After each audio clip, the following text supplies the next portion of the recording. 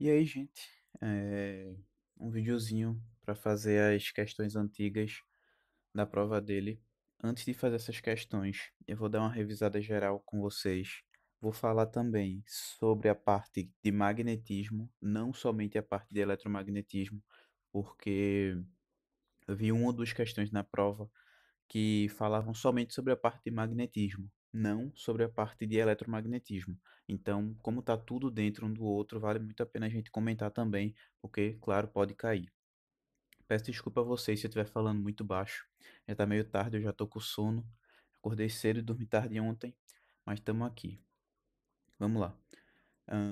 Na parte de magnetismo vai ser mais uma conversa. O que a gente vai anotar mesmo vai ser para a parte de eletromagnetismo. Na verdade, em relação ao magnetismo, eu vou falar mais para vocês as coisas que eu tiver lembrando assim. Por exemplo, na parte de magnetismo tem alguns pontos muito importantes. Claro, um ímã, ele possui dois polos.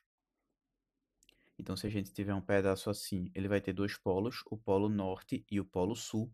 As linhas de campo de um ímã, que são as linhas que vão estar trazendo de um lado para o outro, vão sair sempre do norte, isso é importante. Elas sempre vão sair do norte e chegar no sul, sempre dessa forma. E a gente tem muitas linhas de campo.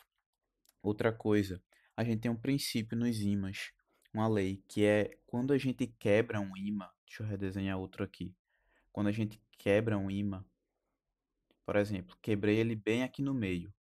Aí eles se separam em dois pedaços de ímã. Esses dois pedaços de ímã, eles vão criar novos polos. Não vai ficar, eu quebrei bem aqui no meio, então esse daqui vai ser o norte e esse daqui vai ser o sul. Não, a gente vai ter um pedaço norte e ele vai criar um pedaço sul. Ele sempre vai criar um pedaço que vai ser o oposto à face que estava ali. Talvez tenha ficado um pouco confuso agora, mas vocês vão entender melhor um pouco para frente. Não, já dá para a gente comentar agora. Por exemplo, aqui esse pedaço era o sul. Então, nesse pedacinho aqui vai ficar justamente quem? O norte. E aqui vai ficar o sul. Aqui, ó, nesse pedacinho aqui era o norte. Então, bem nesse pedacinho aqui vai ficar o sul. Sempre com a parte oposta. Ah, mas se eu tivesse quebrado em cima do norte? Isso é só para representar, gente. Não tem muita diferença se eu vou quebrar no meio, se eu vou quebrar em cima. Quebrei bem aqui em cima do sul. Então, como eu quebrei em cima do sul, vai ficar com a face o quê? Oposta, né? Era pra eu desenhar um pouquinho maior aqui, deixa eu...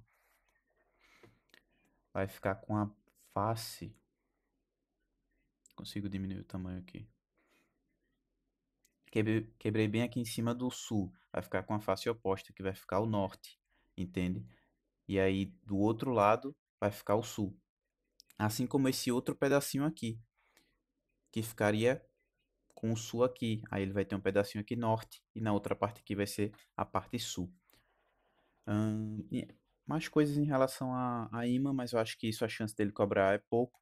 A gente tem nos processos de imantação, né, que é como se a gente estivesse formando um imã, a gente tem aqueles materiais que são ferromagnéticos, que são aqueles que têm facilidade em manter as propriedades de um imã. Porque no imã, o que é essa propriedade de imã que a gente fala? Ele tem um spin, que é tipo assim, a gente tem os domínios no imã, isso vocês não precisam se aprofundar assim, duvido muito que ele vai cobrar esse tipo de coisa. Mas a gente tem esses domínios e eles são organizados. É como se eles estivessem girando todos numa mesma direção, sabe? E aí os compostos que não são magnéticos estão girando em direções aleatórias, então meio que um compensa o outro e eles não conseguem ser imantados. Mas quando a gente tem esse processo de imantação, a gente consegue fazer com que todos eles girem com a mesma direção, fazendo com que eles fiquem imantados. E aí a gente tem os ferromagnéticos, que são aqueles que conseguem manter essas propriedades magnéticas. A gente tem os paramagnéticos, que são aqueles que se magnetizam pouco.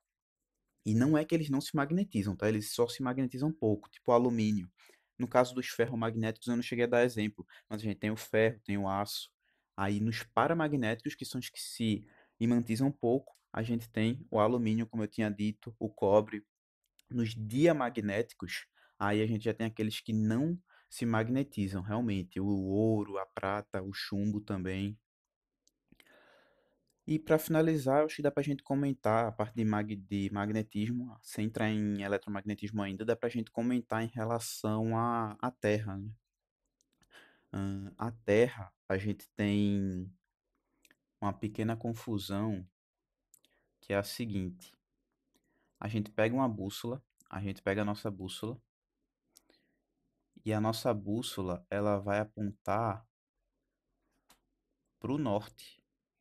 E a gente vai falar, pô, ela está apontando para o norte, então aquele ali é o norte. Aquele ali até pode ser o norte, mas é o norte geográfico, porque vai ser o sul magnético.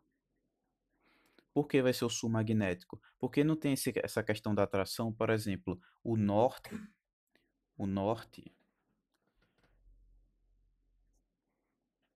vai ser atraído pelo sul. Concorda comigo? Então, por exemplo, se a minha bússola está com a ponta norte apontada, olha, ela está com a ponta norte apontada para cá. Concorda comigo que aqui tem que ser a parte sul, porque o norte é atraído pelo sul? Então, se a parte norte da bússola veio para cá, quer dizer que é o sul que está atraindo ela. Então, na realidade, isso aqui é o sul magnético. Mas a gente vê na bússola, opa, está apontando para o norte, então é o norte. Não, é o norte geográfico, mas é o sul magnético. E para falar a verdade, eles nem estão exatamente no mesmo canto, tá?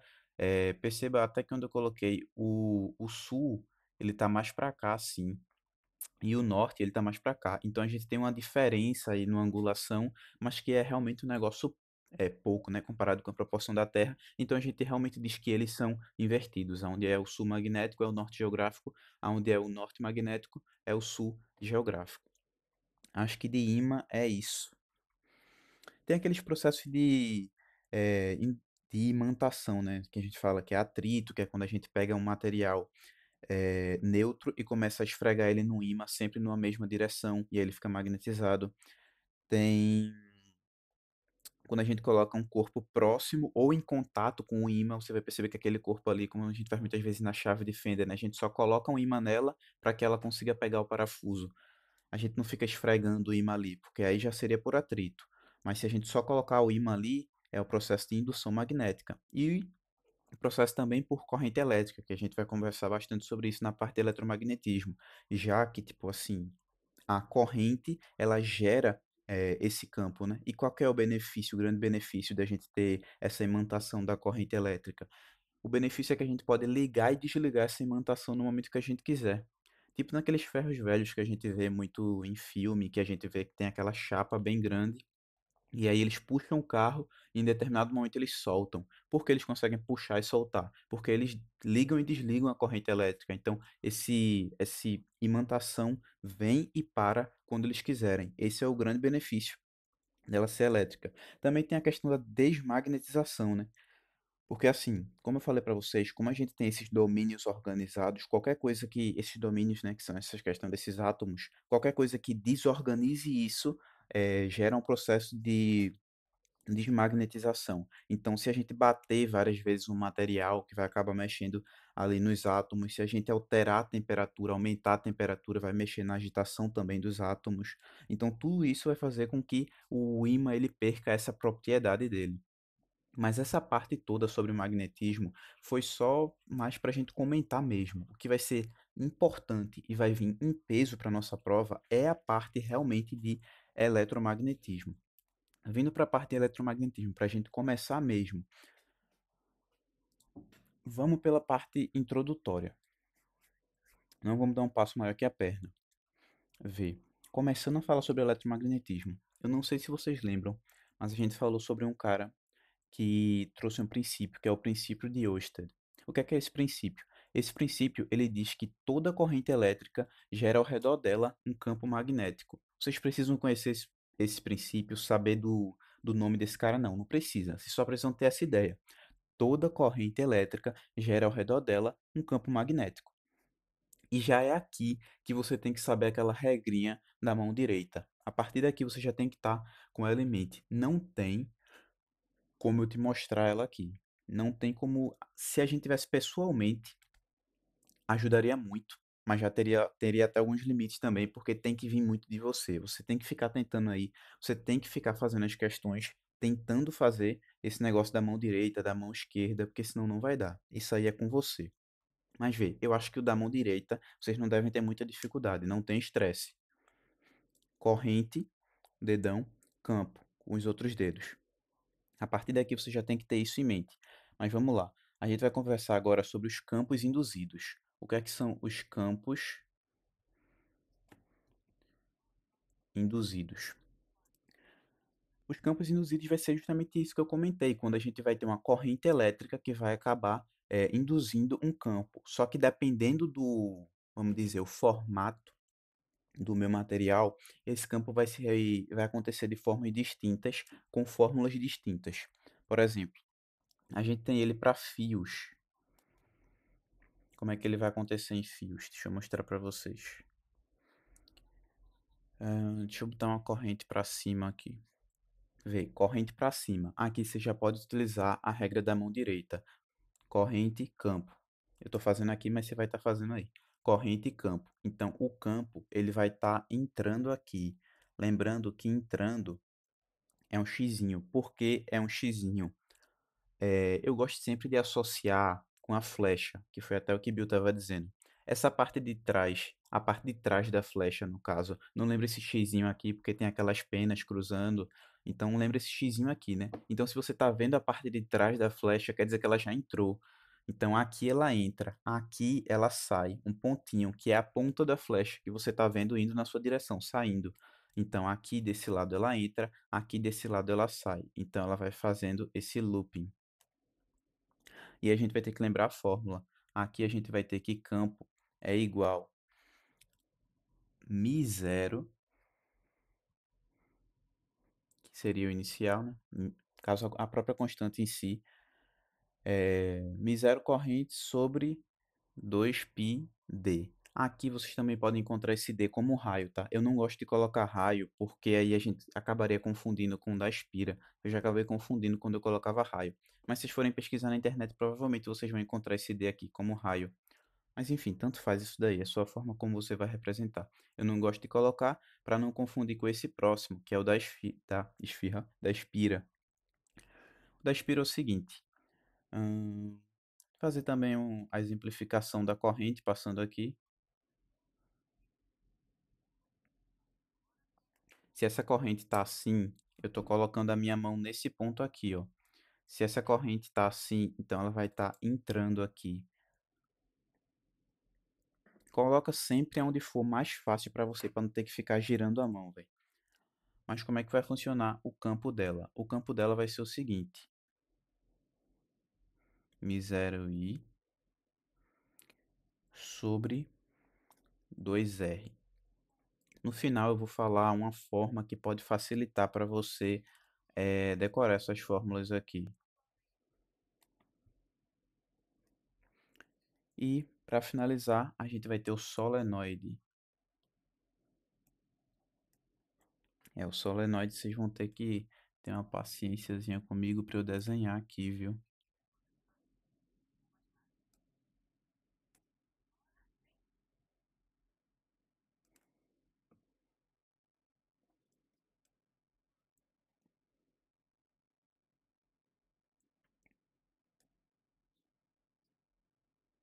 Pronto, acho que ficou bom.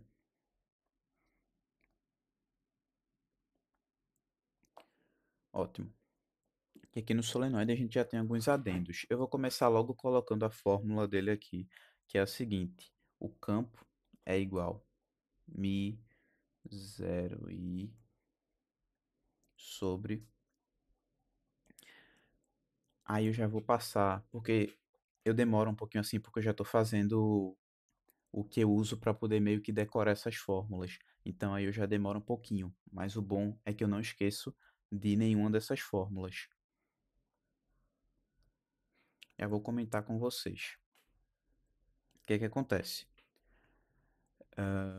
Para lembrar dessas fórmulas aqui, eu acho que a parte de cima é tranquilo para todo mundo, porque fica esse mi0 e aí parece aquele miséria, né? Então não tem muito como esquecer.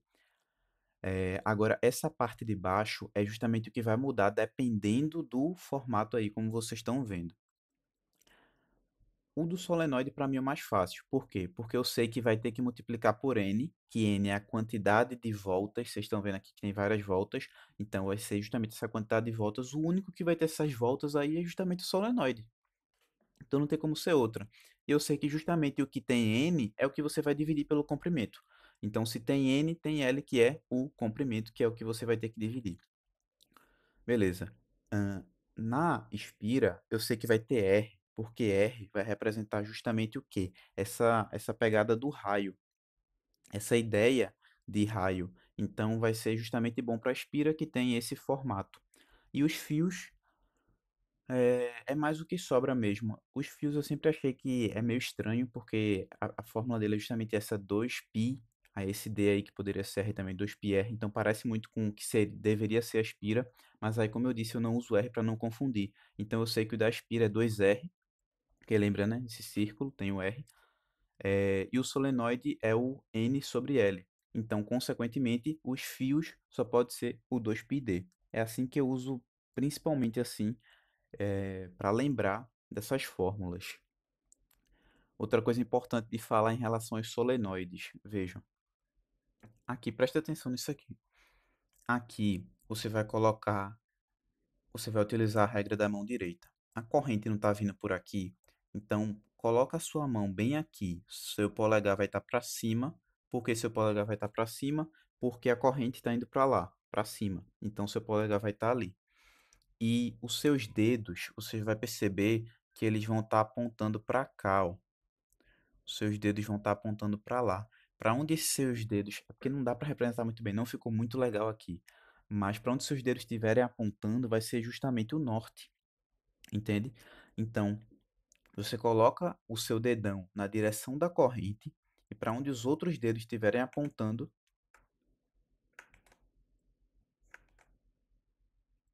vou ter que desenhar isso aqui de novo. E para onde seus outros dedos estiverem apontando vai ser o norte. Aí você pode pensar, pô, ZB, isso é importante? Pior que isso é importante, mano, porque às vezes ele vai, sei lá, já vi questão, a gente já fez com o Bill, que ele colocava uma bússola aqui perto e perguntava qual parte da bússola vai ficar apontada. Então, para você saber isso, você tem que saber que parte, se aqui é a parte norte, se aqui é a parte sul. Então, você precisa entender isso. Volta no vídeo, vou repetir de novo aqui para você. Você coloca a sua mão nessa parte do fio que está mais próxima de você, a parte que tiver mais fácil para você, você coloca. E você vê para onde é que vai estar apontando. Agora, cuidado. Se você quiser imaginar de colocar a mão ali atrás, lembre que a corrente ali atrás, ela já vai estar como? Indo para baixo. Então, coloca no canto que for mais fácil para você. Aqui fica mais fácil para mim, aqui na frente, porque ela já fica para cima, eu já coloco para lá. Então, do outro lado ali, quando tiver para baixo, você vai ver que, independente do lado onde você colocar, o norte que vai apontar vai ser para lá. Você só tem que organizar direitinho o seu ponto de vista. Se você precisar girar a prova para poder ficar mais fácil, para não ter que ficar girando a mão e se complicando, faça da forma que ficar mais fácil. Mas você vai perceber que, independente da forma como você fizer, se você colocar o dedão na direção da corrente, o norte sempre vai apontar para o mesmo lado desse solenoide. Isso é importante para você. Perfeito. Agora eu acho que a gente já pode ir para força. Vamos falar de força agora.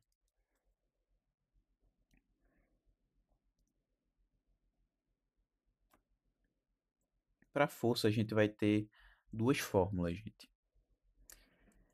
Força também é uma das coisas que eu não esqueço, porque tem uma ideiazinha legal de fórmula, que é justamente a fórmula Bill. B vezes I vezes L vezes o seno de alfa, o seno do ângulo que tiver lá. E claro, essa daqui a gente vai utilizar quando for para corrente. Por que ZBS a gente vai usar para corrente? Por conta disso daqui. Na fórmula ela tem corrente. E aí a gente vai ter uma fórmula de força para corrente e uma fórmula de força para carga. Então, para me lembrar a fórmula de força de carga, eu sempre penso, pô, é a dupla Bill e BQV. Isso já fica fácil na minha mente. Não sei se vai ficar exatamente fácil na de vocês, mas eu sempre penso assim, é a dupla Bill e BQV. BQV vezes também o seno do ângulo. E essa daqui vai ser para carga. Por que para carga? Porque aqui a gente tem carga. A que for corrente vai ter corrente, a que for carga vai ter carga. Tá vendo como é tranquilo? Sem estresse, né? O que é que mais dá pra gente comentar? Acho que em relação à força é isso. Esse seno aí. ele é o ângulo que vai formar justamente entre a corrente e o campo. Eu vou comentar algumas vezes com vocês, porque a gente vai ter aí seno de tal ângulo, cosseno de tal ângulo. Isso aí vai parecer complicado, mas na maioria das questões, acho que em todas que eu fiz até agora, isso não chegou a influenciar nada. Ele não fala nenhum ângulo estranho para você. É sempre um ângulo que vai dar um, porque aí você não vai precisar usar, tá ligado? Mas vocês vão ver as questões, vão ver tudo direitinho, vocês vão ver que isso aí não vai influenciar em nada.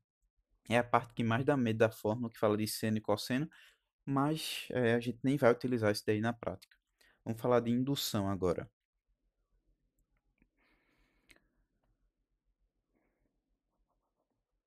Vamos lá. Tensão induzida. Para a tensão induzida, a gente vai ter duas fórmulas. Sempre que eu vejo uma fórmula que já fala assim de induzido, eu já sei que é tensão induzida, eu já boto logo a fórmula que é o seguinte: BVL. Eu nem lembro qual foi o nome que Bill falou para essa fórmula para ficar mais fácil, mas eu sempre lembro dela porque é BL, né? Beijo de língua. Sempre que eu vejo essa fórmula eu já lembro disso e tem nem como esquecer. Aí fica BVL para quem sabe aí. Então não tem muito como esquecer essa fórmula. E eu sempre coloco ela quando eu vejo que é tensão induzida, porque ela é a mais fácil. É só você pegar, jogar tudo nela, substituir e ver aí o que é o resultado que vai dar. E aí tem a outra fórmula que é mais complicadinha, por isso que eu sempre coloco essa primeiro e vejo se já deu resultado. Mas nem sempre vai ser essa fórmula. Às vezes a gente vai ter que ir para essa fórmula aqui, ó, que é a do fluxo magnético. E aqui não tem muito segredo para, não tem muito macete, na verdade, para você decorar essa fórmula. Tem que lembrar que é menos a variação do fluxo sobre a variação do tempo. Lembrando que esse menos aqui vem daquele Lewis lá, Lewis, mas nem sempre a gente vai utilizar ele. A gente vai utilizar esse menos aqui mais quando a questão trouxer uma ideia de sentido, sentido da corrente, sentido, trouxe essa ideia de sentido. Quando ele fala só mais da intensidade, do valor, a gente nem utiliza. A gente utiliza mais é, é igual à variação do fluxo sobre a variação do tempo. Nem utiliza esse menos. A gente bota até em módulo aqui, inclusive, para vocês verem que a gente realmente não faz questão desse menos quando isso aqui, quando for só Faraday, quando ele não estiver fazendo a ideia de sentido. Mas quando ele trouxer, a gente vai usar Lewis também, que é justamente esse menos que tem aí na frente. E aí isso aqui vai levar justamente a gente à fórmula do fluxo, que é outra que já dá um medinho também, justamente por trazer o seno para a gente. O seno, não, perdão, o cosseno. Mas também não é complicada. É o campo vezes a área vezes o cosseno, perdão, vezes o cosseno do ângulo. E aí, nesse caso aqui, vai ser o ângulo que vai formar entre a normal e o campo. Vocês vão ver como isso é fácil de visualizar. Isso parece complicado quando eu falo, mas isso é muito fácil de se perceber. E aí, essa fórmula aqui eu lembro porque eu penso assim, ó, é a fórmula BAC, é BAC, BAC. Você pode lembrar disso com ela assim. Sempre procure um nome na sua cabeça que vai relacionar a fórmula. Você pode pensar que é B. Aí você pode pensar o C antes do A e fica BCA, BCAA, qualquer coisa que faça você se lembrar da fórmula com mais facilidade. Esse nome BAC me ajuda muito fácil a lembrar dessa fórmula, por isso que eu uso ele. E o que é que mais dá para a gente falar? Lembrando que essa variação de fluxo aqui, isso aqui vai ser justamente menos. Variação de fluxo é o quê? Fluxo final menos fluxo inicial. Isso aqui sobre a variação do tempo, que na prática é o tempo decorrido. Eu acho que de induzido é isso. Tem mais umas coisinhas bem interessantes que a gente tem que comentar. Ver. Falando aqui de força, você já tem que ter outra habilidade, que é a regra da mão esquerda, né? Foi, Bill, véi. O dedão é a força, o indicador é B, é o campo, e os outros dedos são justamente a velocidade. Você tem que ter essa regra, tenta nas questões, aprende, vê algum vídeo no YouTube para você ter essa técnica que você não pode deixar de saber ela. E aí, o que é que acontece? Sabendo disso daí, você está preparado para fazer basicamente qualquer questão. Por quê? Porque existem muitas formas dele cobrar essas coisas. Essa é a verdade. Tem muitas fórmulas. Mas se você sabe isso, independente da forma como ele cobrar, você vai conseguir resolver. Por exemplo, perdão, deixa eu beber uma aguinha. Deixa eu ver se está gravando. Bora continuar.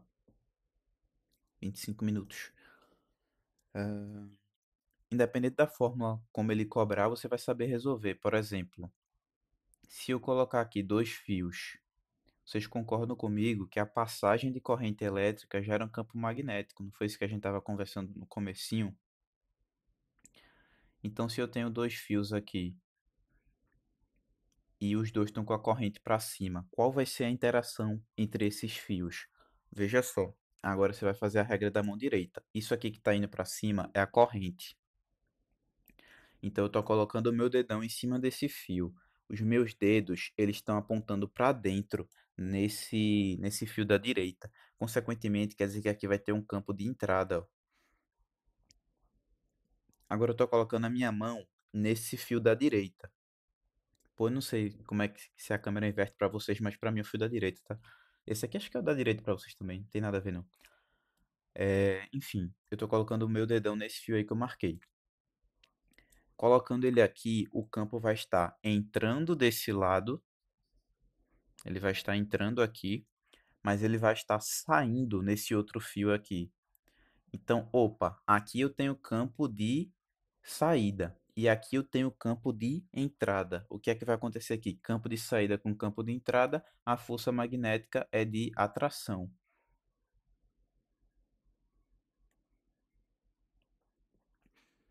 Deixa eu pensar num outro exemplo. Se fosse assim, por exemplo,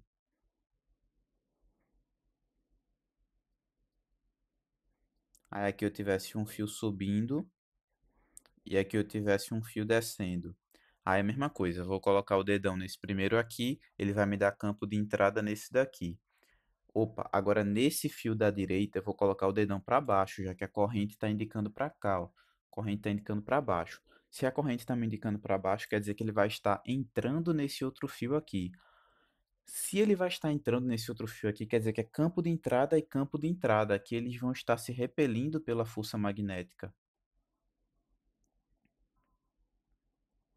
Perfeito? Outra coisa, outra relação de campo. Vamos ver. Se eu tenho um campo aqui e nesse campo eu tenho uma partícula se aproximando, partícula positiva, ela está vindo para cá com velocidade v. Quando essa partícula estiver aqui, ela vai ter a velocidade v para cá. Continuar indo, que é a velocidade que ela já tinha. Mas perceba o seguinte, ela tem um campo de entrada e uma velocidade para cima. A regra da mão esquerda agora, coloca a sua mão esquerda na tela. Pode colocar o dedo do campo, que é o dedo indicador, coloca ele em cima do X mesmo. Coloca ele bem em cima do X, encostado no X. Perfeito. Agora, os seus outros dedos, não é o dedo da força, que é o dedão. Coloca os outros dedos na direção da velocidade. Você vai estar virando ele para cima, provavelmente. Você coloca ele em cima do X mesmo e a direção da velocidade. Você vai virar para cima. A força vai indicar para onde? Para a esquerda. Então a força vai vir para cá, ó. Então a força vai estar para cá. Perfeito? E aí ainda tem um detalhe. Sempre que a força formar 90 graus com a velocidade, olha como a força formou esse 90 graus. Sempre que a força formar 90 graus com a velocidade, quer dizer que a partícula ela vai girar. Então essa partícula que entrou nesse campo aqui vai fazer esse movimento aqui, ó. Isso aí vai levar a gente para uma fórmula, mas daqui a pouco a gente conversa dela. E sim, vai precisar usar essa fórmula que a gente vai conversar daqui a pouco. É uma fórmula um pouquinho mais complicada para algumas pessoas, mas a gente vai conversar direitinho sobre ela. Vamos só entender um pouquinho melhor isso daqui de campo, que eu tenho certeza que algumas pessoas podem não ter entendido. Vê só.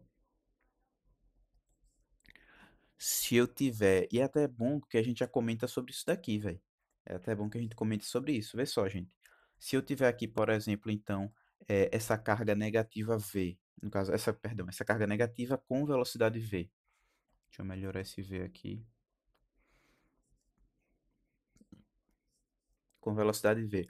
Mais uma vez agora. Perceba que agora o campo é de saída. Deixa eu beber uma aguinha, gente.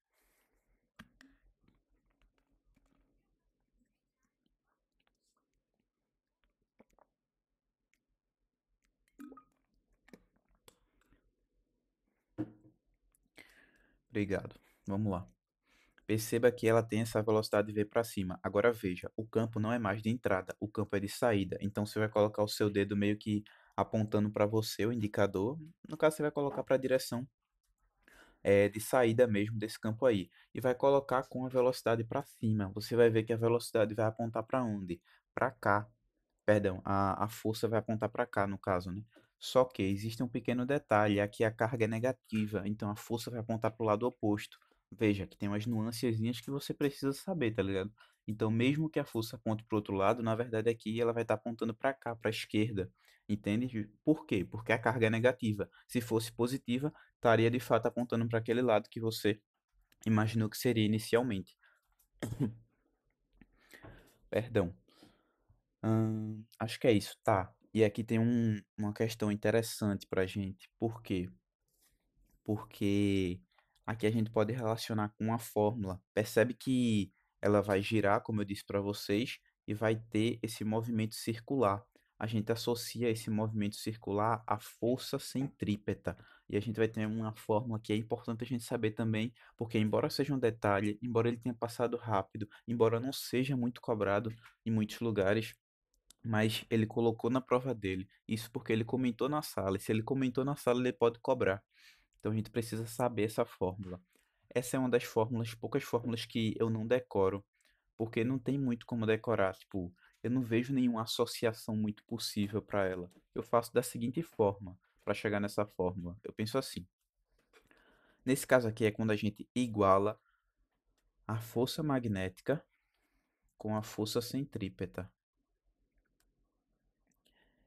Então, a gente vai pensar em força magnética, nesse caso aqui a gente está falando de uma carga, então vai ser aquela B vezes Q vezes V igual a força centrípeta. E aí eu acredito que vocês saibam a fórmula de força centrípeta, que é m vezes v ao quadrado sobre r. Para lembrar de força centrípeta, eu lembro de energia cinética, mas talvez isso só piore a cabeça de vocês. Então, se vocês não estiverem entendendo, não esqueçam isso que eu vou dizer agora. Porque energia cinética não é m vezes v ao quadrado sobre 2. Aí eu penso, pô, mas é centrípeta, né? Tem esse giro, tem esse raio, né? Então eu já vejo, pô, tá faltando o raio aí. Então eu penso na cinética e troco para força centrífuga. Aí eu lembro da fórmula de força centrífuga. Mas enfim, né? Tanto faz. Essa fórmula aqui, a gente usa ela para justamente encontrar o raio. Então é o raio que tem que estar isolado. Essa é basicamente a única coisa que você precisa decorar, contanto que você já saiba as outras fórmulas, né? Que seria de magnética e de centrípeta. Então eu vou isolar o raio, eu vou passar ele para lá, ele está dividindo, eu vou passar multiplicando. Esses outros fatores aqui que vão estar multiplicando R, eu vou passar todos eles dividindo. Só que eu vou ter um V em cima e um V embaixo. Então eu vou cortar esse V com um dos outros Vs. Vai ficar um V só. Então vai ficar R igual M vezes V. Aí o B vezes o Q aqui eu passei dividindo, né? Sobre B vezes Q. Pronto. Essa fórmula aí. Eu não tenho ela decorada. R é igual a M vezes V sobre B vezes Q. Eu não achei nenhuma palavra, nada do tipo, que consiga me remeter a essa fórmula. Aí também, para não ocupar espaço na mente, eu já sabia a fórmula de força magnética, já sabia a fórmula de força centrípeta. Eu sempre chego nessa fórmula quando eu preciso dela. que é que mais tem pra gente comentar? Tá, isso aqui é interessante, bem interessante da gente comentar sim. Vê, tem um outro processo que ele também. Tudo isso aqui que eu tô comentando com vocês, ele cobrou na prova dele. Tudo isso aqui que eu tô comentando, ele cobrou. Então tem outra coisa aqui que ele também cobrou. É importante a gente saber também. É o seguinte. Tô desenhando aqui.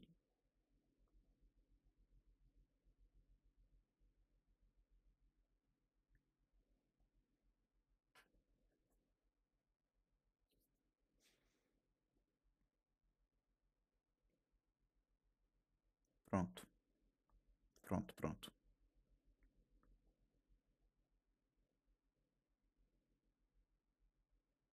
Legal, legal.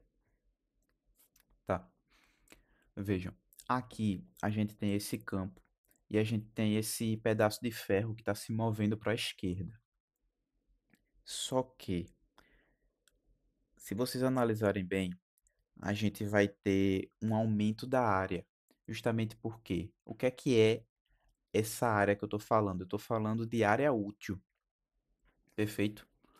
Então, como a gente vai ter um aumento dessa área, lembrando que área útil é aquela área por onde a corrente circula, tá ligado? Então, tipo, eu não posso dizer que a área é para esse lado aqui. Por quê? Porque a corrente não tem para onde ir aqui, ó.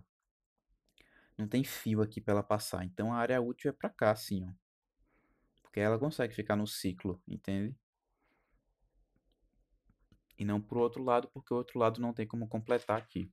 Mas beleza, vamos lá. Eu estou tendo um aumento de área aqui, mas a gente sempre tem que ter o equilíbrio. Então vamos pensar na fórmula de fluxo. O que é a fórmula de fluxo? É aquela fórmula do Bach, lembra dela?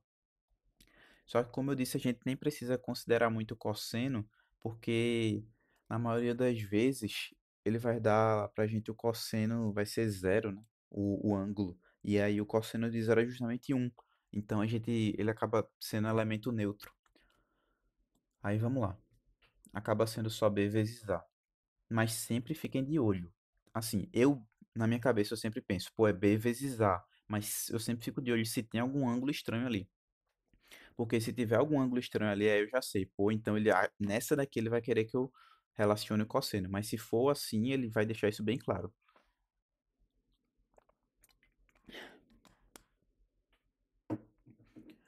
Bom, vamos lá. Aqui a área está aumentando, concorda? Então, se a área está aumentando e ele quer manter o equilíbrio, o que é que ele vai fazer? Ele vai diminuir o campo. O que é que a gente conversou com o Bill? Se eu tenho campo de entrada, porque ali eu tenho X, né? X é. Eita, ficou feiona essa barra, não tem estresse não. X é campo de entrada. Se eu tenho muito campo de entrada e eu quero diminuir o meu campo, eu vou adicionar o quê? Campo de saída, aonde na área útil.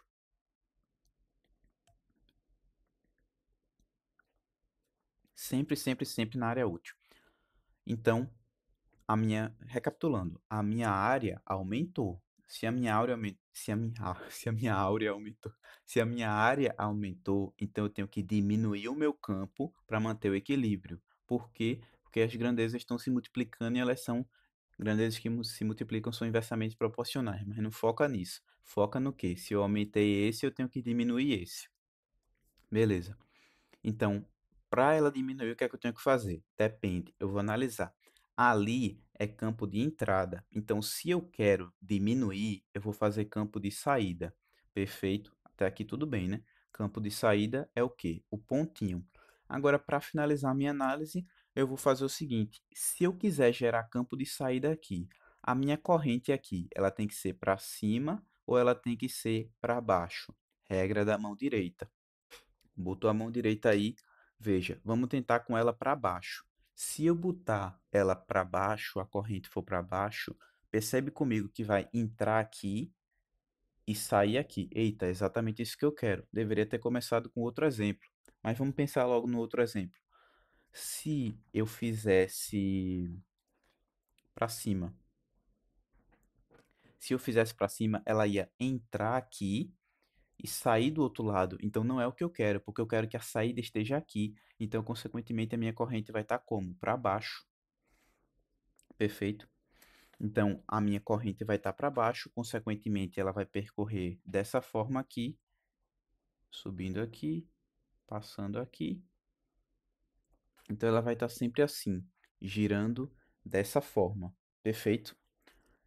E aí ele pode perguntar para você: ah, então nesse campo ela vai estar rodando em que sentido? Nesse campo ela vai estar rodando de que forma?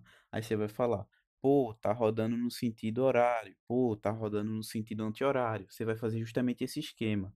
Vou fazer outro exemplo aqui para você entender melhor. Deixa eu ver aqui um exemplo que não vai ficar igual. Tá, esse aqui tem uma partezinha igual, mas no ideal ele é diferente. Vamos lá.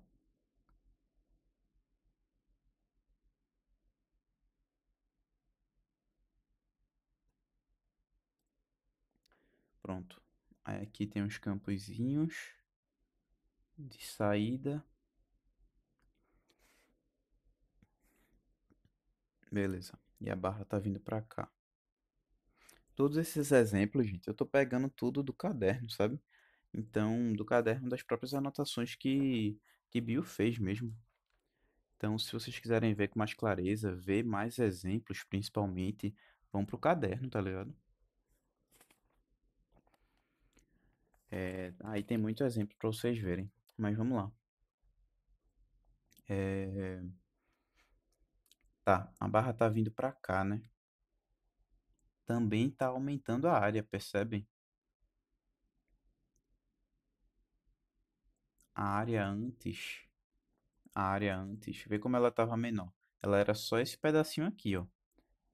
Aí essa barra veio pra cá e olha como a área tá muito maior agora. Muito maior. Está aumentando a área. Então vamos voltar.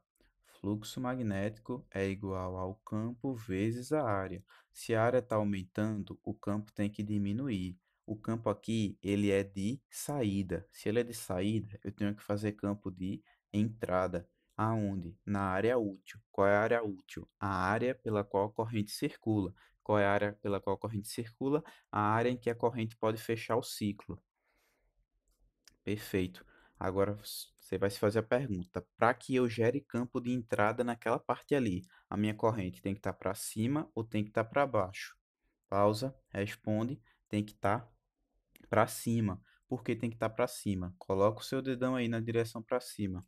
Se ele estiver para cima, seus dedos vão estar entrando bem ali onde eles têm que entrar, entende? Se você não entendeu essa parte ou alguma dessas partes aqui, volta no vídeo e tenta entender. Porque nas questões que a gente vai fazer, a gente vai precisar usar tudo isso aqui pela qual a gente conversou. Eu acho que isso daqui, a gente passeou por tudo que a gente viu com o Bill. Tudo que a gente viu com o Bill até agora, eu acredito que esteja aí. Se não tiver alguma coisa, se não tiver alguma coisa, eu posso até vir para falar com vocês. Eu até coloco no comentário fixado desse vídeo aqui, se estiver faltando alguma coisa importante. Outra coisa, se eu tiver falado alguma coisa aqui errado, se eu tiver viajado em alguma parte aqui, me falem também no privado que eu coloco no comentário fixado do vídeo. No comentário eu não consigo deixar na descrição, eu acho, depois que o vídeo está postado, mas o comentário eu sempre consigo mexer. Então eu consigo adicionar informação ou corrigir qualquer coisa. Você está vendo esse vídeo agora? Já olha o comentário, porque pode ser que eu tenha falado alguma coisa errada aqui e eu estou corrigindo no comentário agora. Então já olha o comentário aí para ver se não tem alguma coisa. Mas eu acho que está tudo certo. E eu acho que foi tudo que Bill falou. Tá aí. Agora a gente já pode partir para as questões. Mas eu vou dizer para vocês, antes de partir para as questões, eu vou dar uma descansada. Acho que eu vou tirar até um cochilo. Para vocês vai ser rápido, né? Deixa eu ver aqui. Pô, mas não tem. Aqui, botão de pausar, valeu. Voltei, gente. Pra vocês foi direto, né? Pra mim demorou um tempinho depois de dar uma descansada. Foi bom pra gente voltar com tudo agora. Vamos lá, vamos embora. Primeira questão, questãozinha teórica pra gente conversar mais um pouquinho.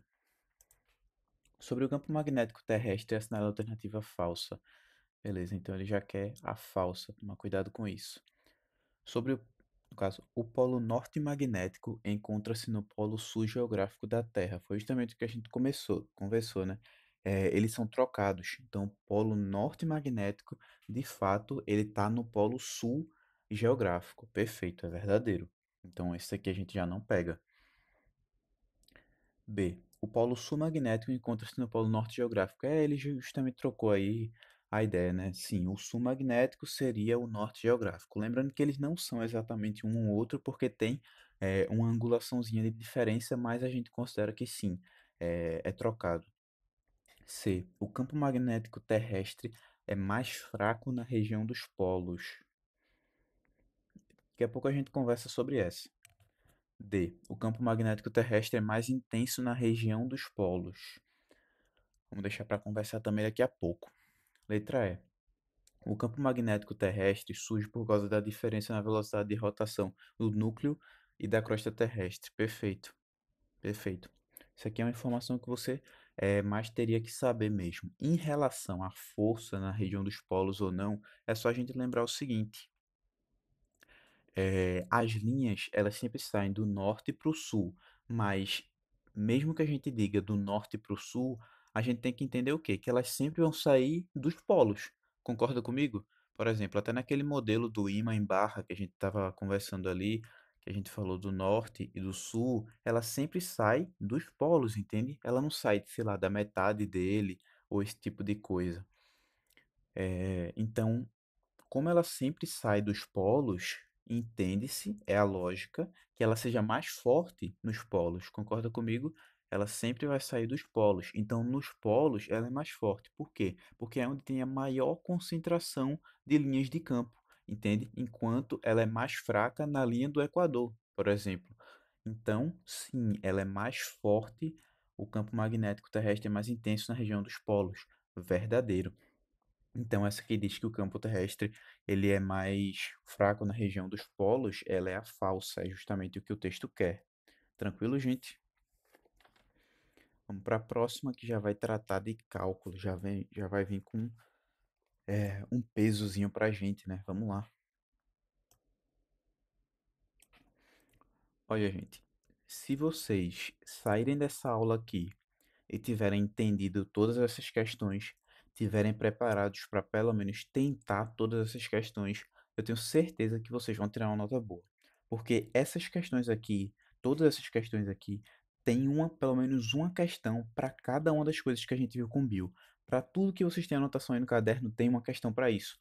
Então, se você viu tudo isso aqui, não tem como ele cobrar um negócio fora disso daqui. Não tem como ele cobrar um negócio diferente disso daqui. Porque aqui tem tudo. Entendeu? Então, se você sair daqui desse vídeo bem, agora se você não entendeu, vê de novo a parte que você não entendeu, vê o vídeo todo de novo se quiser. Mas se você sair daqui entendendo esse vídeo, você vai ter uma boa prova. Suave? Vamos lá.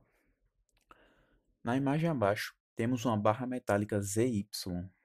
No caso, o Z está aqui embaixo, cortou da imagem, mas enfim. ZY de resistência. Opa, ele já me deu a resistência, vou deixar aqui no cantinho, tá? Resistência de 0,2, a qual se apoia sobre uma espira em forma de U. Essa espira aqui, ó. De resistência desprezível e largura de 0,4 metros. Ele me deu a largura, interessante, vou deixar marcado aqui também. Aqui eu já sei qual fórmula eu vou utilizar, tá ligado? Eu já sei qual fórmula eu vou utilizar. Só tem duas fórmulas que tem L. Uma fórmula é a do solenoide, que tem L, o comprimento, que já quando ele fala assim, é largura, assim, já não pega muita ideia, mas poderia ser. E tem outra fórmula que claramente não é solenoide aqui, né? E a outra fórmula que tem L, deixa eu ver, são duas fórmulas que tem L. É a do Bill.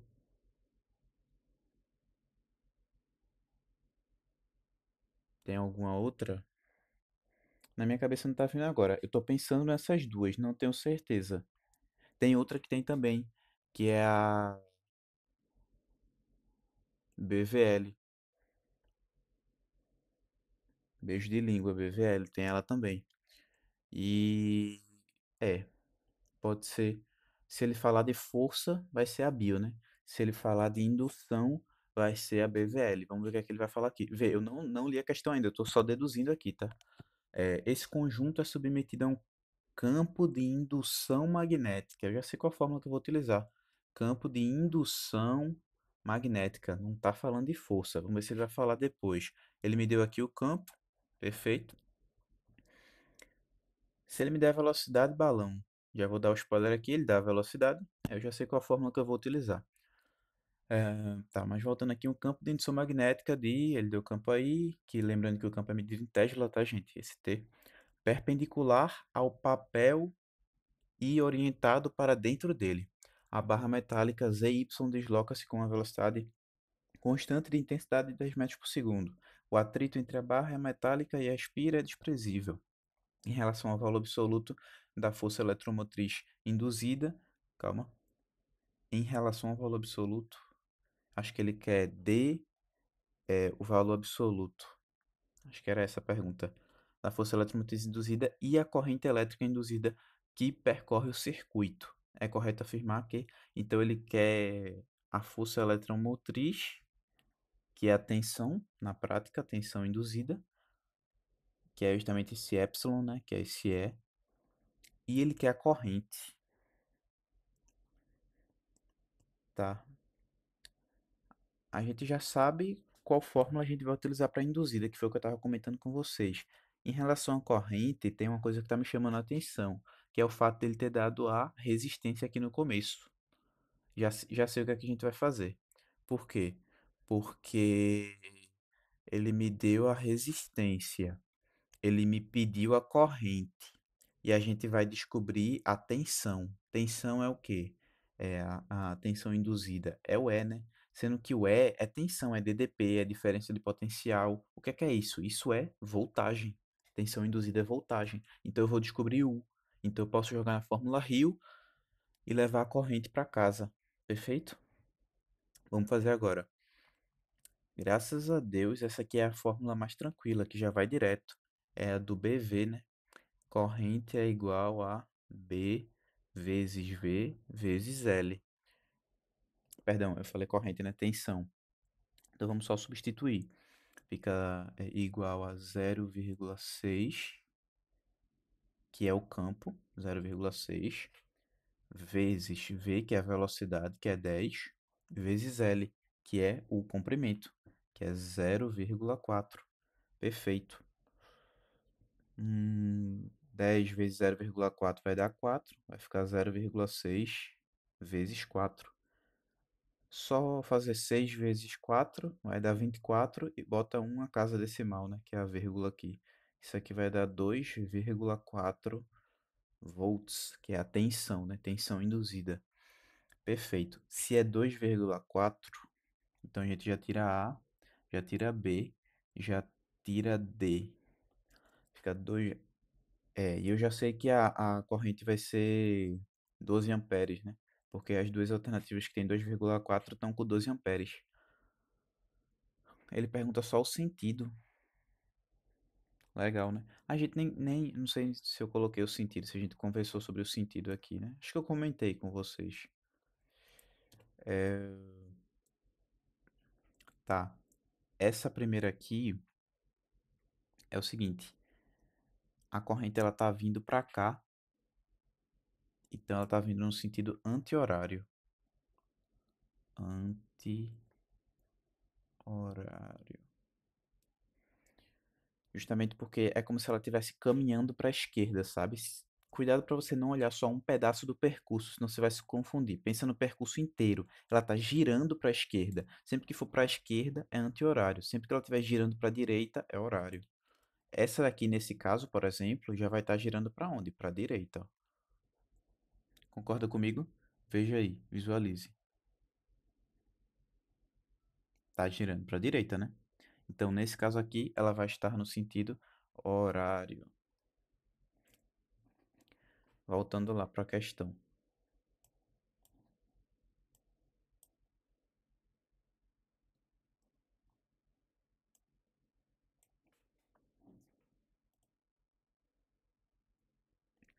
Aqui a gente vai ter que fazer essa análise, né?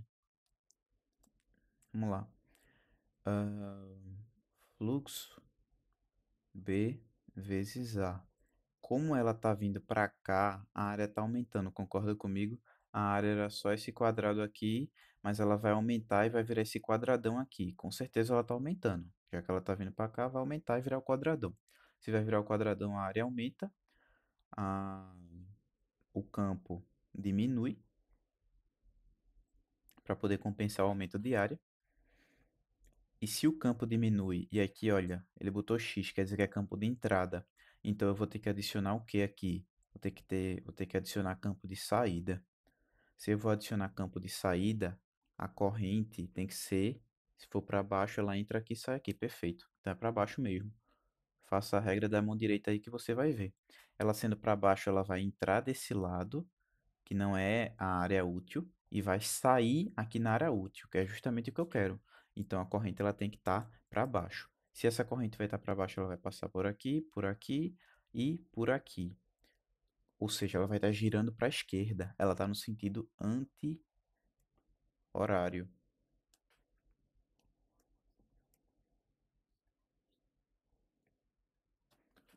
Anti-horário. Então 2,4 e 12 no sentido anti-horário, a letra C. Tá, vamos achar essa corrente aí, porque a gente não chegou a achar, né? É R vezes I é igual a U.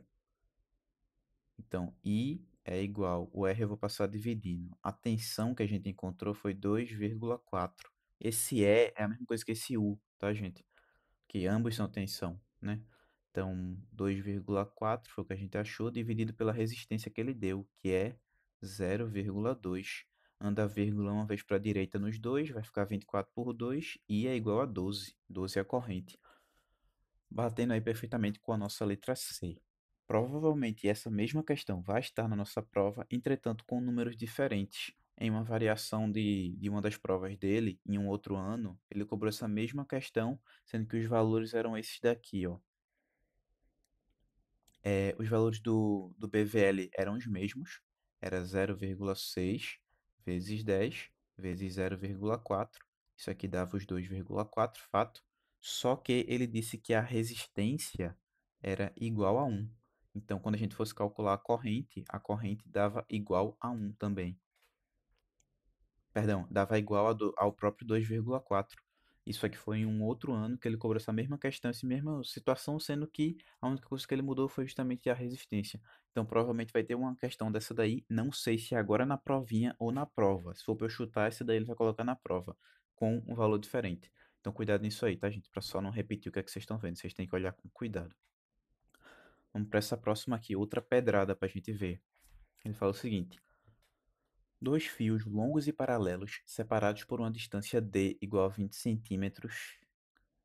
Esse centímetro aqui já tô de olho, porque a gente sabe que a gente usa metro, né? Que transporta correntes de intensidade de 6 amperes em direções opostas. Tá. Então, eu tenho esses dois fios, ambos os fios transportam corrente de 6 amperes.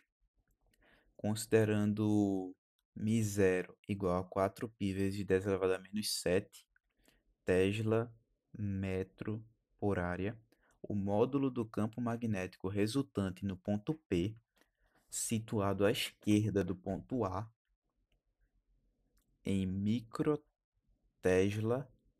é igual a...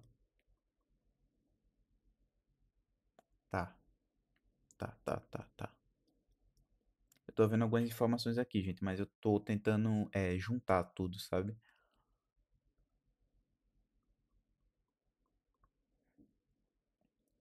Vamos lá. O fato dele estar me dando a distância aqui e o fato dele falar aqui que são fios e ele ainda me deu mi zero, não resta dúvidas. Não resta dúvidas. Isso aqui ele vai utilizar a fórmula de campo em fios. Fórmula de campo em fio é igual a mi zero i sobre, perdão, sobre 2. Estou pensando no mi0 ali, sobre 2πr, 2πd na verdade, que é a distância. Tá, legal. Só que é que ele pergunta? O módulo do campo magnético resultante no ponto P. Esse resultante que ele fala já é uma dica pra gente, pessoal. Por quê? Porque a gente tem duas coisas que vão interferir no ponto P. A gente só tem que ver qual é a relação entre essas duas coisas. Porque, por exemplo, se aqui nesse ponto P a gente tiver dois campos de saída, campo de saída mais campo de saída vai dar um, sei lá, um super campo de saída. Se eu tiver dois campos de entrada, vai ser um campo de entrada mais outro campo de entrada, vão se somar, vai dar um super campo de entrada. Perdão, eu falei, troquei aqui. Esse aqui é o de entrada, tá? Vai ser um super de entrada. Se tivesse dois de saída, ia ser um de saída maior ainda. E se eu tiver um de saída e um de entrada, a gente vai ter que subtrair, porque um anula o outro, que foi o que a gente conversou com o Bio, lembra? Caramba, essa imagem ficou muito boa, mano. Dá pra ver o outro lado da folha, ó. A data aqui, ó. É... Voltando aqui, né? Então vamos identificar isso. Colocando o dedão da gente aqui, em cima desse i aqui, o dedão para cima, a gente vai ver que ela vai entrar aqui, mas o que a gente não quer saber é aqui. A gente quer saber no ponto P. Foi isso que ele perguntou? O campo magnético resultante no ponto P. Ela vai sair, né? Bota o seu dedão em cima do I. Você vai ver que ela vai estar entrando ali no meu X e vai estar saindo ali no ponto P. Então a gente já tem um campo de saída. Agora a gente tem que ver o outro campo para ver como é que ele vai se comportar. Mas a gente já tem um aqui de saída. Eu vou chamar esse campo aqui de B1, tá? B1, campo 1. A gente vai ter um B1 de saída aqui. Vamos ver o que é que o B2 vai dizer. Para baixo, a gente vai estar colocando o dedão aqui para baixo, a gente vai estar entrando no ponto P. Então, o B2 vai ser um campo de entrada no ponto P. Perfeito? B2 vai ser um campo de entrada ali. Pronto. Então, a gente já sabe que vai ter que subtrair. Deixa eu ver se está gravando aqui ainda. Tudo certo? Tudo certo. Simbora. Tá. Se eu tenho um campo de saída e um campo de entrada, eu já sei que eu vou ter que subtrair. Só vamos descobrir agora quanto é esses campos, né? A fórmula do campo em fios eu botei ali em cima. Vamos correr para o abraço agora. Agora só falta calcular. O campo de 1, mi0, 4π, que é o mi0 que ele me deu ali, vezes 10 a menos 7. Isso daqui vezes a minha corrente, ele me disse que é 6. Isso daqui sobre 2 vezes π vezes a distância, que vai ser 0.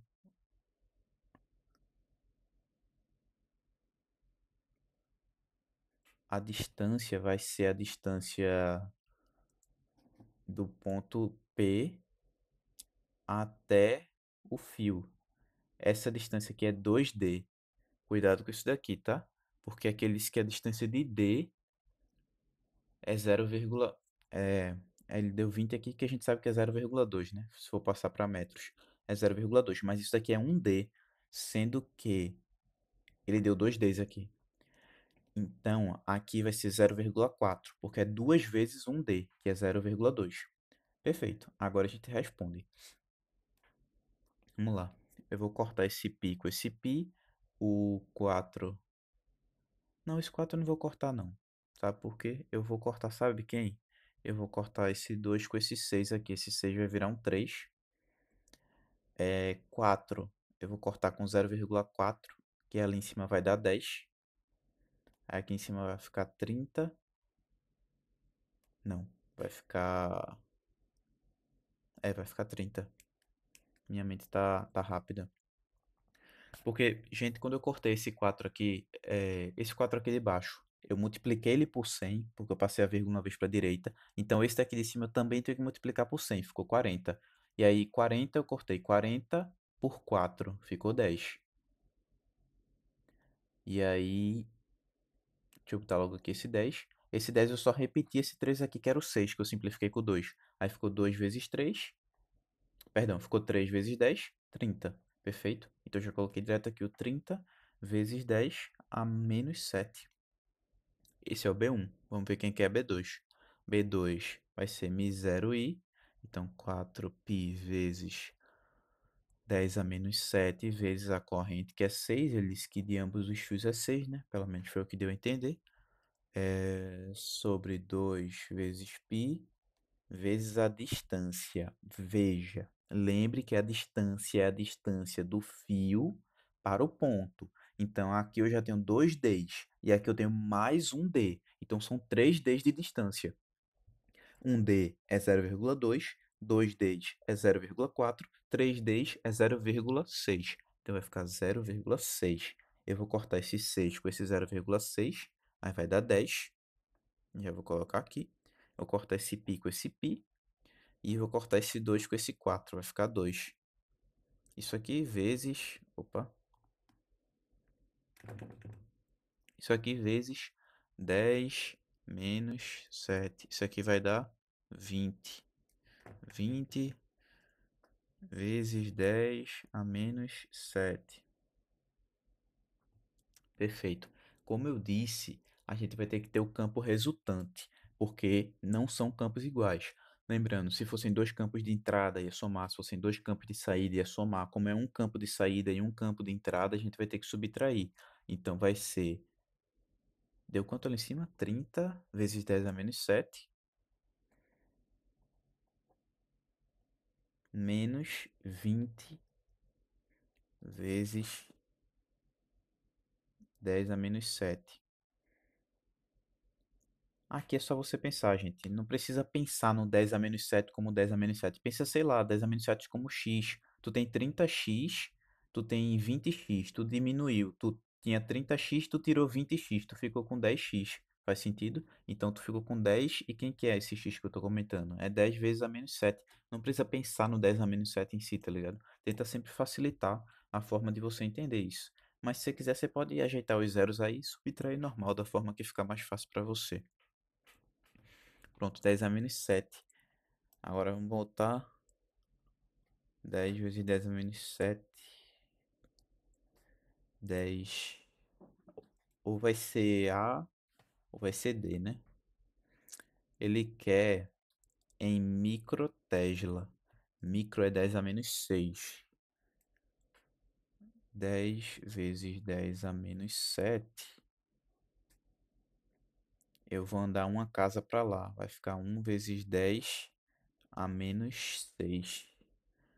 Pronto. Esse 10 a menos 6 aqui é justamente o tal do micro, né? Então vai dar a letra A. Acho que deu pra entender, né? Acho que ficou bom. Deu pra entender. Qualquer coisa vocês voltam o vídeo aí, né? Vamos lá. O comprimento total entre as pontas das asas de um avião é de 80 metros. O avião voa a 250 metros por segundo e com altura constante, numa direção perpendicular à direção do campo magnético terrestre. Nessas condições, a diferença de potencial induzida.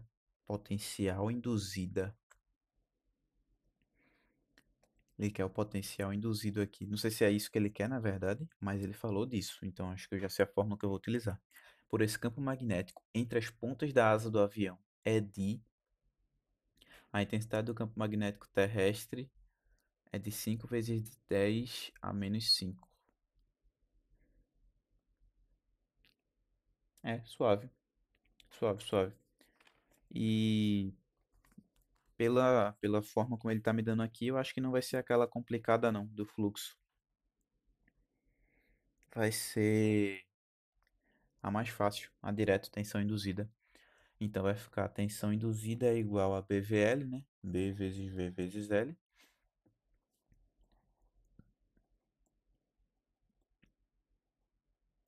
Tensão induzida é o campo. 5 vezes 10 a menos 5 vezes a velocidade em metros por segundo, tá certo? 250. Vezes o comprimento, que é 80 metros, tá tudo certinho. Tudo certinho. Tô vendo um jeito legal aqui de fazer. 5 vezes 8 dá 40. Perdão, dá... Isso. a tensão vai ser igual 5 vezes 8, 40, com o zero do 80 é 400, vezes 250, eu vou só repetir o 10 a menos 5. 4 vezes 25 dá 100. 100, 4 vezes 25, 100. Adiciona esses três zeros, né? 2 do 400 e 1 do 250. Isso aqui vezes 10 a menos 5. Menos 5, né? 1, 2, 3, 4, 5. Perfeito, dá 1. 1 volt. Lembrando que isso aqui é tensão induzida, então é voltagem. Letra B. Bem tranquilinha, né? Assim, tem uma outra versão. Deixa eu ver se eu acho ela aqui.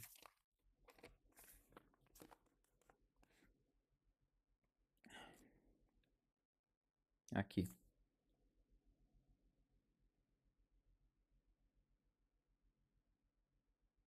tá.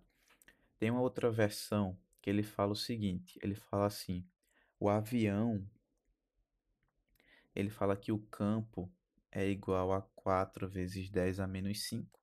Até agora não mudou muita coisa. Ele fala que a velocidade é igual a 1080 quilômetros por hora. E ele fala que o comprimento é 30 metros. Então, vê como ele consegue complicar as coisas quando ele quer. Por quê? Porque aqui ele colocou em quilômetro por hora e não em metro por segundo. Então, a gente vai ter que resolver isso daqui. Quem não lembra, a gente tem que dividir por 3,6. Se quiser passar de quilômetro por hora para metro por segundo, divide por 3,6. Se quiser passar de metro por segundo para quilômetro por hora, multiplica por 3,6. Nesse caso aqui, como a gente quer metro por segundo, a gente vai dividir. Vai ficar 1080 dividido por 3,6. Eu vou passar a vírgula para a direita em cima e embaixo. É como se eu estivesse multiplicando por 10 em cima e embaixo. 108 por 36 dá 3. Eu vou repetir os zeros. Vai dar 300 metros por segundo. Agora é só a gente fazer 4 vezes 10 a menos 5. Aqui eu estou jogando na BVL, tá? Vezes 300 vezes 30, que é o comprimento, né? 4 vezes 3, 12. 12 vezes 3, 36. 36 com 3, com 2, com mais um, 3 zeros. 3 zeros vezes 10 a menos 5. Corta 3 zeros. Isso aqui vai dar 0,36 volts.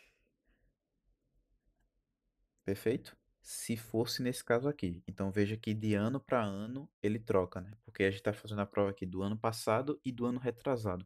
Então de ano para ano ele vai trocando as informações, vai fazendo esse tipo de coisa. E esse ano ele vai trocar também. Não sei se agora na provinha, não sei se vai ser na prova, mas ele vai botar algumas questões iguais que ele vai trocar só os números. Fiquem ligados nisso daí, fiquem ligados nas escalas aí, viu? Porque aí tava em quilômetros por hora, né? Então cuidado com isso aí. Questão teórica, vamos lá. Nelminha do Maranhão aprendeu numa aula de magnetismo que ao cortarmos de forma transversal um ímã em forma de barra, dividindo-o em duas partes iguais, podemos sempre afirmar que. Já entendeu o que é que ele está dizendo, né? Quando ele cortar o ímã, a gente conversou sobre isso mais cedo. Quando ele cortar o ímã, o que é que vai acontecer? Letra A. Na secção do corte, nada ocorre. A gente sabe que vai acontecer um negócio. Ele vai dividir de novo os polos, ele vai redividir os polos. Então, não. Acontece alguma coisa assim. Letra B. O polo norte conserva-se isolado, mas o polo sul desaparece. Não. O polo sul, vamos lá. O polo norte não vai ficar, não vai se conservar. Ele vai meio que ser redividido em norte e sul. E o polo sul desaparecer também não fez muito sentido. Ele só vai ser redividido, né? Então, não. C. Obtém-se um polo norte e um polo sul isolados? Não, eles nunca vão ficar isolados. Essa é a propriedade deles. Eles vão justamente se repolarizar ali, se reorganizar. Inclusive, interessante esse conceito que eu usei, polaridade. Vejam, até foi bom que eu lembrei agora. Cuidado com esse negócio de positivo e negativo, tá? Norte e sul é diferente de positivo e negativo. Não é porque é norte que ele vai ser positivo ou que é norte que ele vai ser negativo. Uma coisa não tem a ver com a outra. Ele pode ser um ímã e ele pode inclusive ter carga. Ele pode ser negativo e ser um ímã. entende? Uma coisa não interfere na outra. Então, uma coisa não tem a ver com a outra. Cuidado com isso, tá? Voltando aqui, o C. Obtém-se um polo norte e um polo sul isolados, a gente sabe que não. D. Na secção do corte surgem polos contrários àqueles das extremidades das partes. Perfeito. Esse aqui é o único que está falando que surgem novos polos. Então é essa daqui que é a nossa alternativa correta. Você poderia até ficar confuso nessa parte, contrários àqueles das extremidades das partes. Mas é justamente o que eu estava falando com vocês mais cedo. Vocês podem até voltar no comecinho da aula que eu explico exatamente esse negócio aí, de o que se forma justamente contrário ao que estava ali naquele momento, entende? Letra E. Na secção do corte, as duas partes se desmagnetizam. Não, a gente sabe que ele não se desmagnetiza. Ele só vai surgir os polos, os novos polos ali, né? Mais questão de cálculo, simbora. Deixa eu ver como é que tá aqui. 1h15, né? Tá suave, tá bem tranquilo. Para a figura abaixo, determine o valor do vetor indução magnética B, situado no ponto P, e marque a alternativa correta. Isso aí é μ0, né? Para a permeabilidade magnética. Na figura é mostrada um fio com corrente I igual a 20 amperes e um ponto P situado a 5 centímetros de distância do fio. Tá, olha, pelas informações que ele tá me dando aqui, eu já sei até o que é que eu vou usar. Ele falou de fio e me deu μ0, pô. Se ele falar de fio e te dar μ0, você vai utilizar o campo induzido do fio. Qual que é a fórmula de campo induzido de fio? A gente fez uma questão agora há pouco com isso. μ0. Quando eu falo isso, não é essa forma, né? Mas vamos ver. μ0i, mas não tem como não ser, velho. μ0i sobre 2π vezes d. Então vamos lá. Ainda mais quando ele dá o μ0 assim, porque vem o π pra gente poder cortar, tá ligado? Isso aqui já tô acostumado a esse tipo de questão. B é igual. Perdão. μ0 é 4π vezes 10 a menos 7 vezes a corrente, que ele disse que é 20, sobre 2 vezes π vezes d, a distância, 5 centímetros, né? 5 centímetros é 0,05, né? Passando para metros. Lembrando que centímetro, centésima parte do metro. A gente divide por 100 para passar para metro. Beleza, agora a gente só corre pro abraço. Deixa eu ver qual que é a melhor forma de fazer isso daqui. Eu vou cortar esse 2π com esse 4π. O π foi direto, o 4 vira um 2, né? Aí esse daqui eu vou multiplicar por 100, 2, e vou multiplicar o 20 por 100 também. Aí vai ficar, vamos lá, o 2, que veio do 4π, vezes 10 a menos 7, vezes esse 20 aqui eu multipliquei por 100, porque eu multipliquei por 100 embaixo e em cima. Então ficou 2.000 sobre 5. Perfeito. Aí eu vou cortar esse 5 aqui com esse 20, vai ficar 4, né? 4 e vou repetir esses zeros, vai ficar 400. Vai ficar 400 vezes 2 vezes 10 a menos 7. 4 vezes 2, 8. Repete os dois zeros. Vezes 10 a menos 7. Como é que tá as alternativas? Vou ter que tirar esse zero. 1, 2. 8 vezes 10 a menos 5. 8 vezes 10 a menos 5. Pode ser a E ou a A. Não é a B, não é a C, não é a D. Agora aqui é só a gente correr pro abraço, pô. Ele quer saber no ponto P, bota o dedo aí, regra da mão direita. Bota o dedo na corrente indo para a direita. O que é que vai acontecer com o ponto P ali? Testa aí para mim. Diz aí o que é que está acontecendo. Coloca o dedão bem ali onde a corrente está apontando. Regra da mão direita. No ponto P ali vai estar entrando, né, pô? Então, letra A. Já está bem, entrando bem aqui. Então, tira a letra E também. Balão. Simbora. Uma espira circular de 0,10 metros quadrados de área e resistência elétrica. Será que a gente vai usar rio aqui, gente?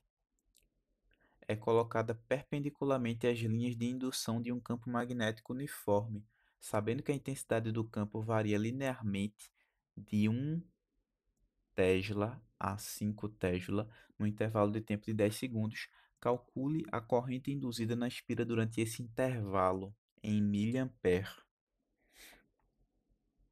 Paia. Normalmente, quando ele fala assim, uma variação do campo magnético, eu já até sei o que é que vem aí pela frente.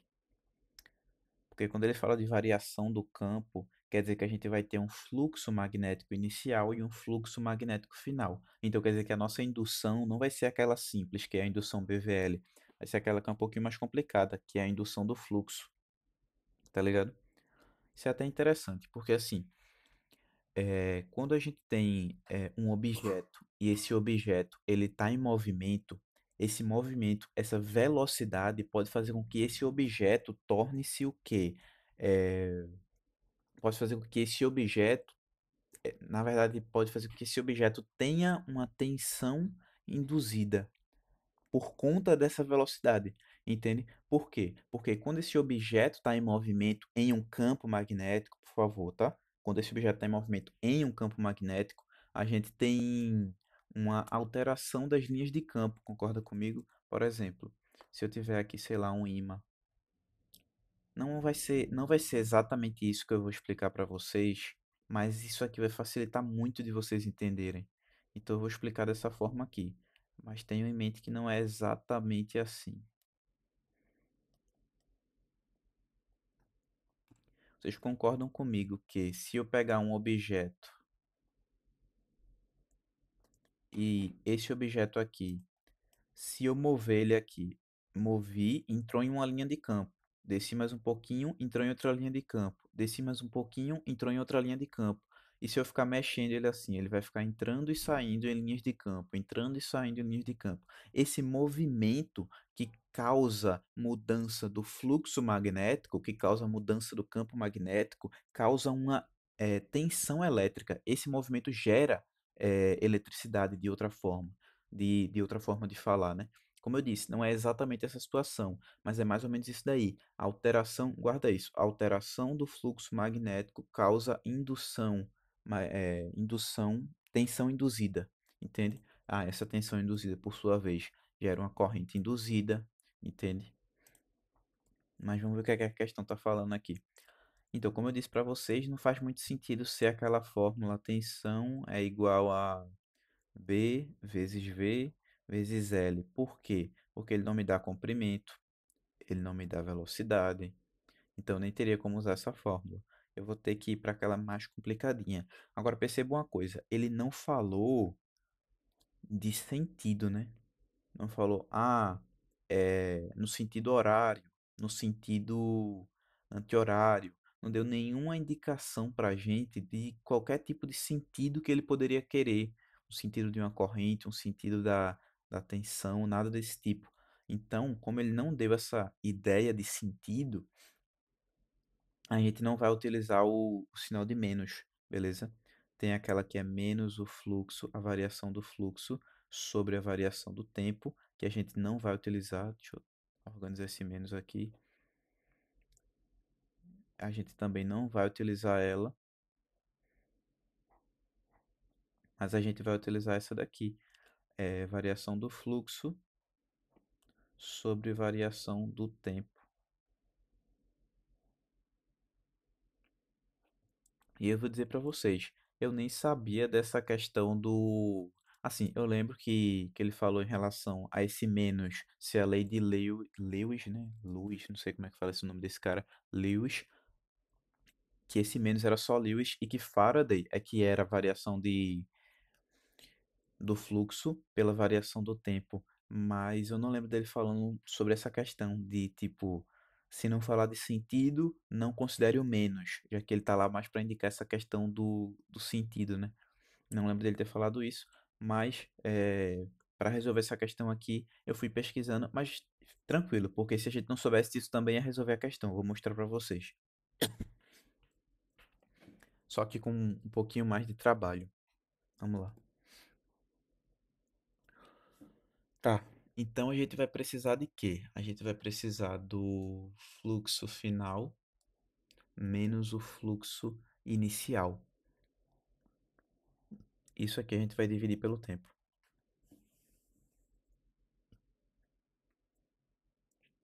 Fluxo é a fórmula do Bach, né? Fluxo é igual a B vezes A vezes C. C é o quê? É o cosseno do ângulo. Cosseno, né? Vê. Vamos só parar para pegar isso aqui uma vez para entender. Não custa nada. Vê o que é que ele fala aqui. É uma espira circular de não sei quanto de área é colocada perpendicularmente às linhas de indução do campo magnético. Ou seja, tinha linhas de indução aqui de um campo magnético. Deixa eu desenhar primeiro essa espira.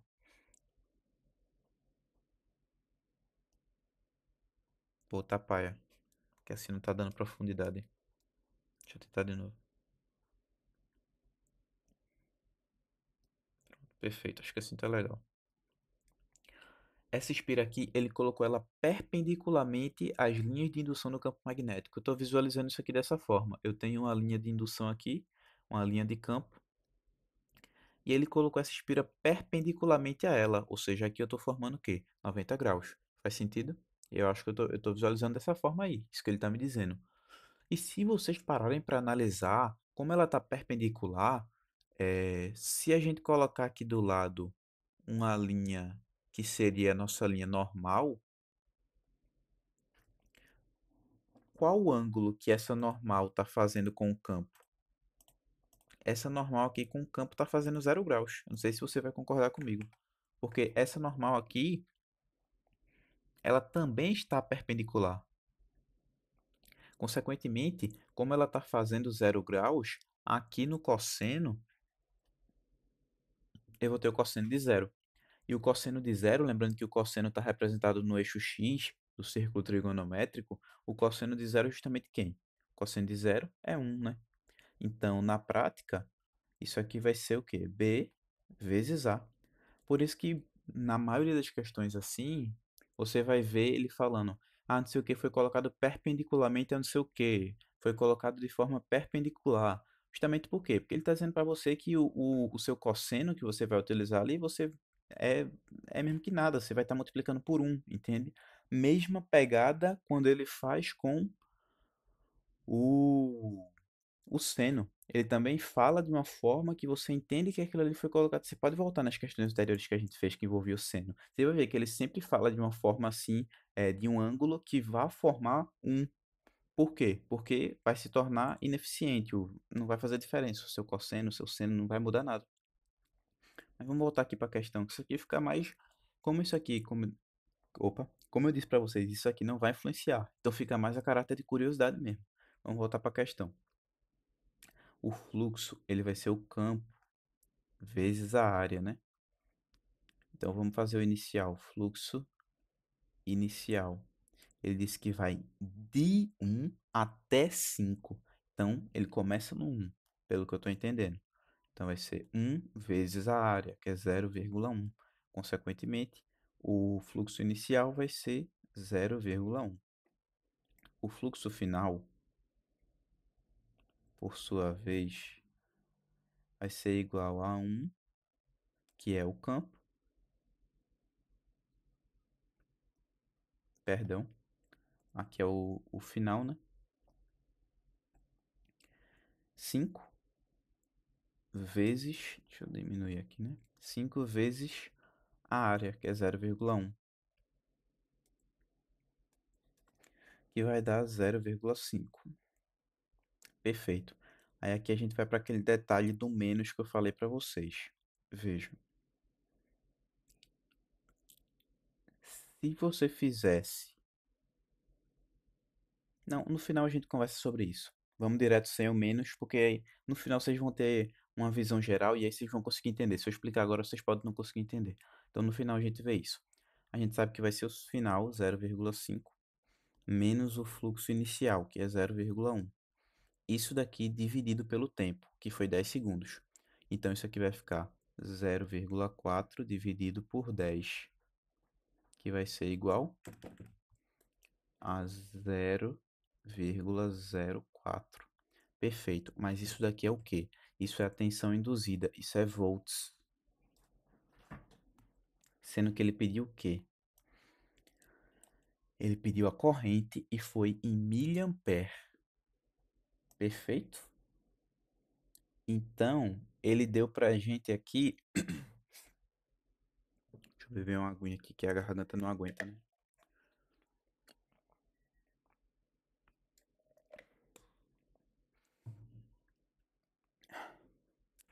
Ele deu pra gente ali a resistência ali em cima. A resistência elétrica. Normalmente quando ele dá resistência assim, velho, é rio. Então ele deu a resistência, pediu a corrente. Eu já sei que eu tenho R, eu já sei que eu vou ter I. E agora a gente acabou de descobrir U, que tá em volts. Então o I é igual ao U sobre o R. O U é 0,04 e o R é 4. Então eu vou andar a vírgula 1 a 2. Isso aqui vai ficar 4 sobre 400, que é a vírgula que eu ando em cima e eu ando embaixo, que é a mesma coisa que 1 sobre 100, que é a mesma coisa que 0,01.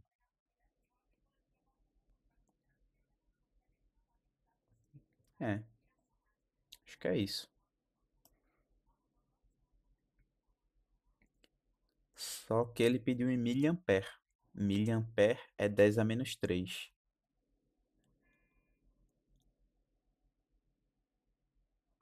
Então, 1, 2, 3. Vai ficar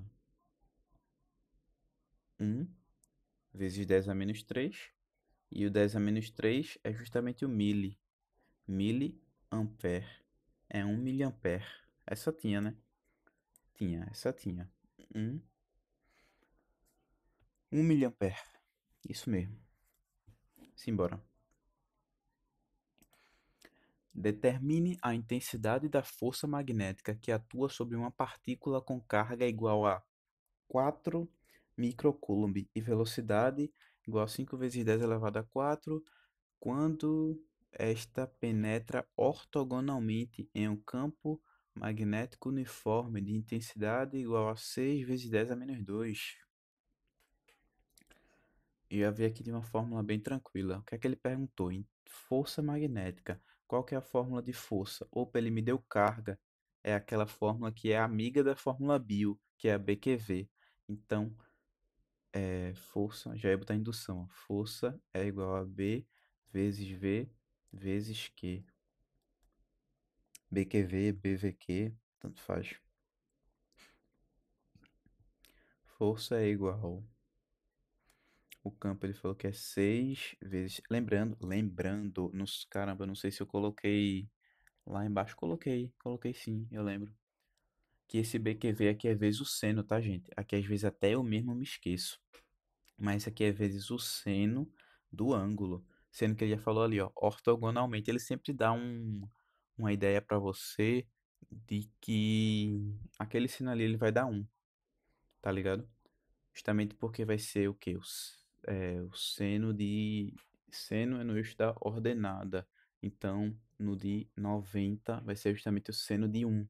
Perfeito. Já que esse daqui, ele vai ser o seno que vai ser formado com o campo. Perfeito. Então, o seno vai ser cortado, não vai fazer diferença. Como eu disse para vocês, é o que normalmente acontece. Só cuidado se ele falar algum ângulo estranho aí, mas eu acho muito difícil. Não caiu em nenhuma prova antiga dele um ângulo estranho. Ele sempre fala, como eu disse para vocês, perpendicular, ortogonal, sempre alguma coisa assim para você poder cortar para ser um elemento neutro. Mas vamos voltar aqui. 6 vezes 10 a menos 2 vezes a velocidade, que é 5 vezes 10 a quarta, vezes 4 micro. Micro é 10 a menos 6.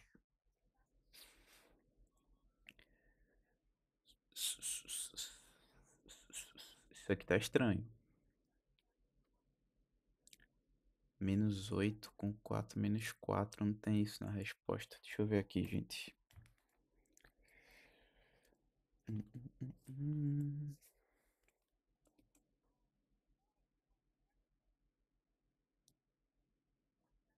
tem um menos aqui, ó. 5 vezes 10 a menos elevado a menos 4. Pô, ficou feioso.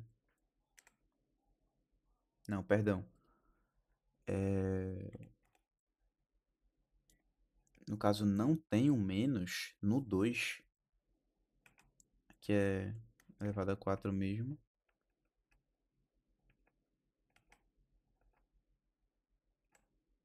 Não tem um menos aqui. Deixa eu só conferir se é isso mesmo. É porque é muito pequeno, sabe? E às vezes eu peço pro GPT transcrever para facilitar para mim. E ele acaba dando uns errozinhos. Deixa eu só conferir aqui isso.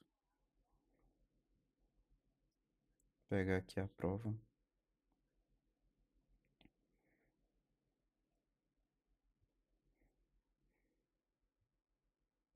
Isso mesmo.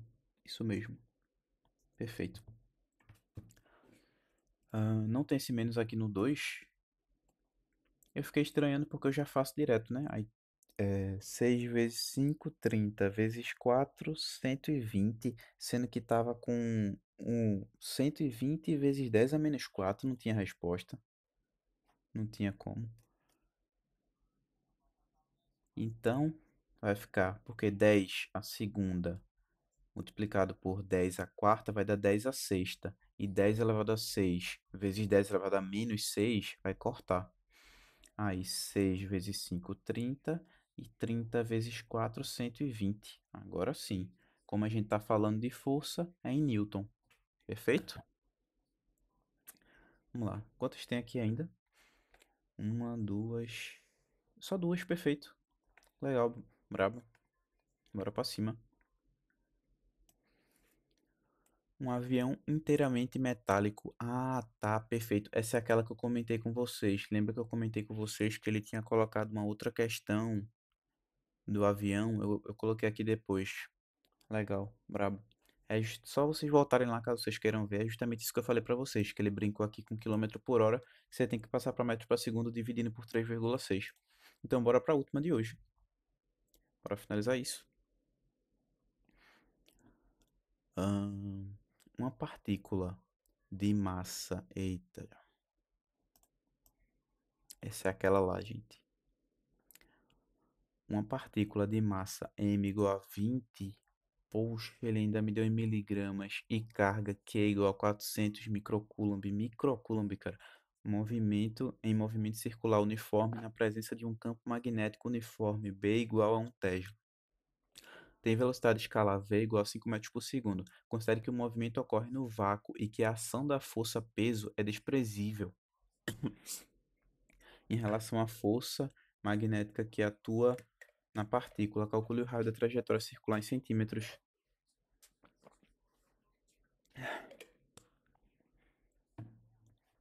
Tá, tá, tá. Vamos lá. Ele já falou aqui pra gente. A gente já tá vendo esse círculo aqui. Isso aqui a gente viu a massa ali. Não tem como não pensar em outra fórmula. Essa é aquela que a gente iguala a força magnética igual a força centrípeta. Ou centrífuga que chama, né? Acho que essa é a centrífuga, né? Porque ela vai estar girando, girando e querendo sair. Enfim, tanto faz. Vamos seguir. Magnética. Aqui ele tá falando de carga. Uma carga, sim. Então vai ser BQV seno. Tá só BQV. B vezes Q vezes V é igual a M vezes V ao quadrado sobre 2? Não, sobre R. Beleza. Corta um V com um dos V's aqui. O R tá dividindo, ficou feioso, hein? R tá dividindo, vou passar multiplicando. Vai ficar R. O BQ eu vou passar dividindo. M vezes V sobre B vezes Q. Perfeito. Somente correr para o braço. É ou não é? Vamos correr para o abraço então.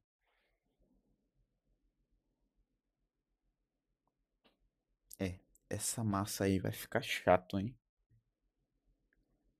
Coisa chata, né? Porque a gente vai pegar ela em quilo. A massa, ela tá em miligrama. Mili é milésima parte do grama. Então, só para voltar isso aqui para grama já vai ser 10 a menos 3. Já vai ter que dividir por 1000. para ficar em grama.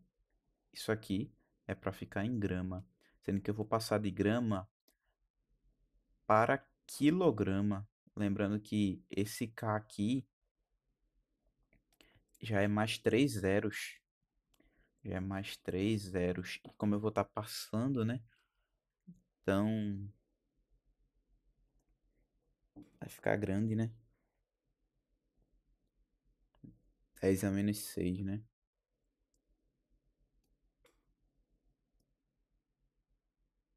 É, vamos lá. Então, isso aqui na prática, porque eu já passei direto aqui, vocês podem fazer normalmente, tá? A gente vai passando as casinhas aí, vocês vão ver. Espero que esteja certo, mas eu acho que é 2 vezes 10 a... Pô, tô com sono, velho.